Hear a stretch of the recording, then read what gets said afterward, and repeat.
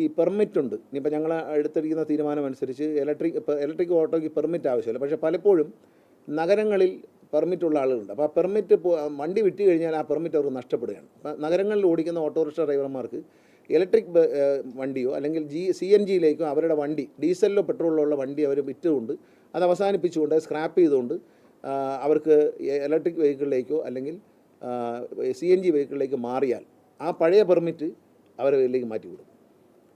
അപ്പോൾ പലപ്പോഴും ഒരു സംഘർഷം നടക്കുകയാണ്. കാരണം പുതിയ ഇലക്ട്രിക് ബസ്സിന് ഓട്ടോറിക്ഷയ്ക്ക് പെർമിറ്റ് വേണ്ടെന്നാണ്. അപ്പോൾ ആ പെർമിറ്റ് ഇല്ലാതെ ചെല്ലുമ്പോഴും കോഴിക്കോട് നഗരത്തിലും തിരുവനന്തപുരം നഗരത്തിലും ഒക്കെ അവിടെ നിലവിലുള്ള ഓട്ടോറിക്ഷ തൊഴിലാളികൾ അതിനെ എതിർക്കുകയും ഒരു പ്രശ്നം ഉണ്ടാവുകയും ചെയ്യുന്നു. അപ്പോൾ അത് പരിഹരിക്കാൻ നിലവിലുള്ളവർക്ക് തന്നെ അവരുടെ ഓട്ടോറിക്ഷ ചേഞ്ച് ചെയ്യാൻ. ഇപ്പോൾ അങ്ങനെ ചേഞ്ച് ചെയ്താൽ അവർക്ക് പെർമിറ്റ് ഉണ്ടാവില്ല. അപ്പോൾ ആ പഴയ വണ്ടി തന്നെ അവരിങ്ങനെ ഉപയോഗിക്കുകയാണ്. അപ്പോൾ അതൊരു ബുദ്ധിമുട്ടുള്ള കാര്യമാണ്. അവരുടെ സൗകര്യത്തിന് വേണ്ടി നിലവിലെ ഓട്ടോറിക്ഷ സ്ക്രാപ്പ് ചെയ്യുന്ന സാഹചര്യത്തിൽ ഇലക്ട്രിക് ഓട്ടോറിക്ഷയോ CNG ഓട്ടോറിക്ഷയാണെങ്കിൽ